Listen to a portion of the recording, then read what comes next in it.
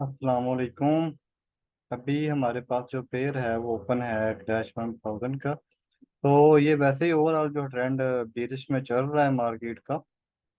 तो इसमें हम देखते हैं कि मार्केट के अंदर हम जो सेल की ट्रेड है वो कहाँ से लगा सकते हैं। हमारे पास आखिरी जो वैलिड पुल बैक है इस एरिया के अंदर हमें कौन सा वैलिड पुल बैक मिल रहा है।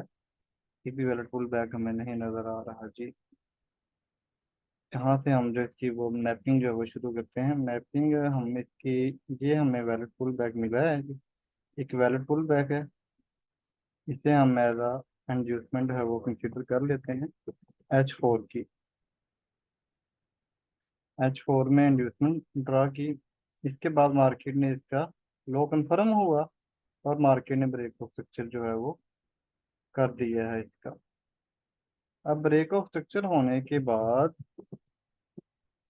हमें चाहिए होती है अगेन इंड्यूसमेंट, जहाँ पे हम अपनी ट्रेड जो है वो लगा सकते हैं।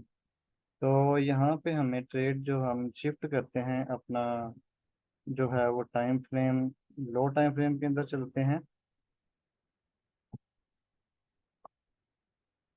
लो टाइम फ्रेम के अंदर हम H2 में आ जाते हैं। H2 में भी ओपन हो ले।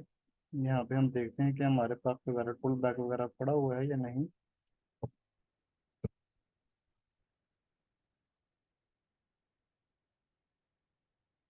नहीं है जी। H2 के अंदर भी हमारे पास एक वैलिड पुल बैक जो है वो नीचे नहीं पड़ा हुआ है। अगर है भी तो यहाँ पे है, सिर्फ एक यहाँ पे है। H2 से हम शिफ्ट होते हैं H1 के टाइम फ्रेम के अंदर। H1 के टाइम में मार्केट अभी है वो ओपन हो लेने दीजिए। H1 के अंदर भी हमारे पास जो वैलिड पुल बैक है, हम जिसे एज एन इंड्यूसमेंट कंसिडर करना है, वो हमारे पास यही पड़ा हुआ है। H1 के अंदर भी इंड्यूसमेंट का लेवल जो है हमारे पास यही वाला है। इंड्यूसमेंट का लेवल ये वाला आ गया। एंड इसके बाद जब तक मार्केट ये नहीं ले लेती, मुझे लग रहा है कि मार्केट यहाँ पे जाएगी। ये FEG पड़ा हुआ है जहाँ से मार्केट जो है वो सेल की तरफ जाएगी और ये वाली इंड्यूसमेंट न्यू क्रिएट करेगी। तो अभी देखते हैं कि मार्केट के अंदर हम जो है ऑर्डर जो है वो ट्रेड कहाँ से लगा सकते हैं। H4 के हिसाब से ब्रेक ऑफ स्ट्रक्चर हमारे पास ये वाला था। और H4 के हिसाब से अगर आप देखेंगे तो हमारे पास अगर मार्केट इसको ब्रेक कर देती है तो ये हमारा हो जाएगा चोच इन H4 में। ठीक है। H4 के आगे इंड्यूसमेंट हमने फाइंड आउट कर ली। इंड्यूसमेंट के बाद हमारे ऑर्डर ब्लॉक चाहिए होता है। हमें H1 के अंदर सिर्फ और सिर्फ एक ही ऑर्डर ब्लॉक जो है वो मिल रहा है, जो कि अभी तक अनमिटिगेटेड ऑर्डर ब्लॉक पड़ा हुआ है। वो पॉइंट है यही वाला, जहाँ पे अभी मैंने जोन जो है वो ड्रा करके रखा है। ये हमारा ऑर्डर ब्लॉक है। अगर मार्केट लेती है इंड्यूसमेंट तो हमारा order जो है वो कंफर्म हो जाएगा। H1 से हम M30 का टाइम फ्रेम है उसके अंदर शिफ्ट होते हैं। वहां पे देखते हैं कि मार्केट का स्ट्रक्चर क्या बना हुआ है जहाँ पे हम अपनी ट्रेड जो है वो लगा सकते हैं।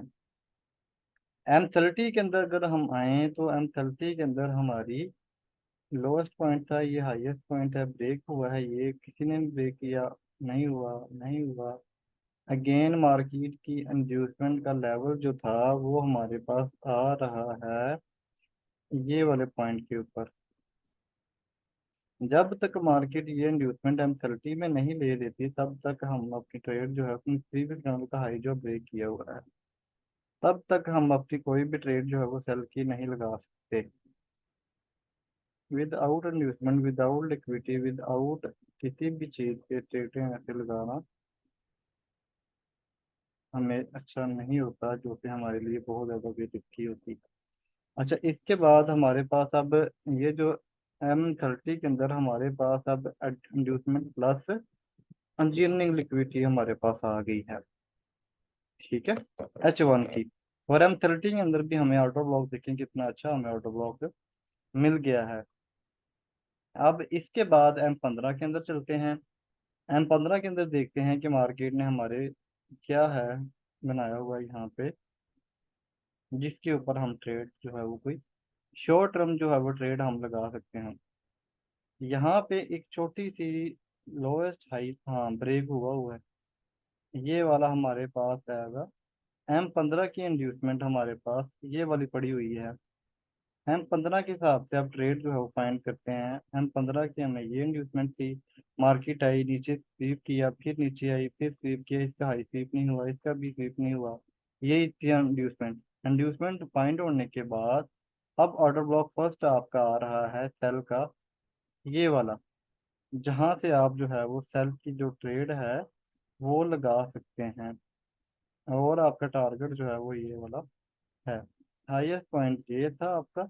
और इसके बाद आपका इसको थोड़ा सा ऊपर मिटिगेट कर लेंगे, ताकि आपको थोड़ा सा एसएल बड़ा है लेकिन जो वो सेफली एसएल रहे। ठीक है, अब इसके बाद M10 के अंदर चलते हैं।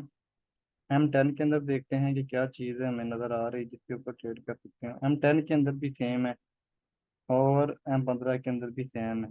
M5 के अंदर चले जाते हैं।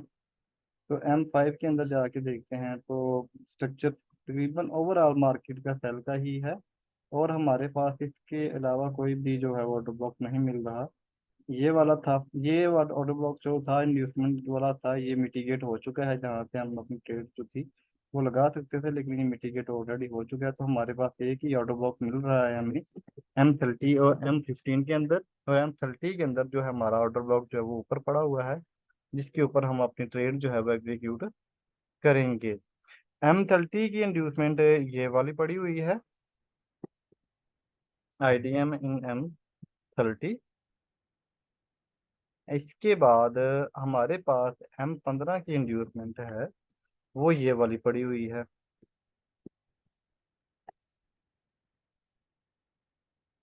IDM M15।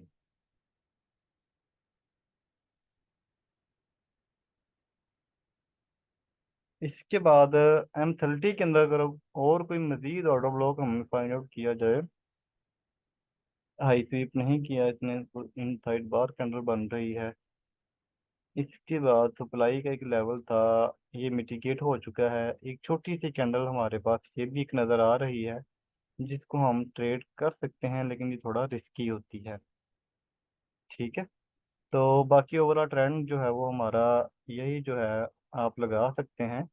मैंने आप लोगों को ये साथ शेयर कर दिया है, बाकी मज़ीद भी अभी मैं इसके शेयर करता हूँ। सेल सेकंड ट्रेड अगर लगानी होगी तो यही वाला पॉइंट है आपका, यहाँ से फर्स्ट आपका ये वाला पॉइंट था, सेकंड ये वाला पॉइंट है, एंड थर्ड पॉइंट आपका ये वाला बना हुआ है, जहाँ से आप अपनी सेल की जो ट्रेड्स हैं वो लगा सकते हैं। ये हाईएस्ट था, इस हाइट थोड़ा सा ऊपर रखेंगे, एंट्री पॉइंट आपका ये वाला बनेगा। ये आपकी सेल की जो ट्रेड है H1 के हिसाब से ट्रेंड सेल का है ओवरऑल, और बहुत अच्छी ये ट्रेड मिल रही हैं, तो इनको आप ज़रूर ट्रेड कीजिएगा। ओके, शुक्रिया जी। अल्लाह हाफिज़।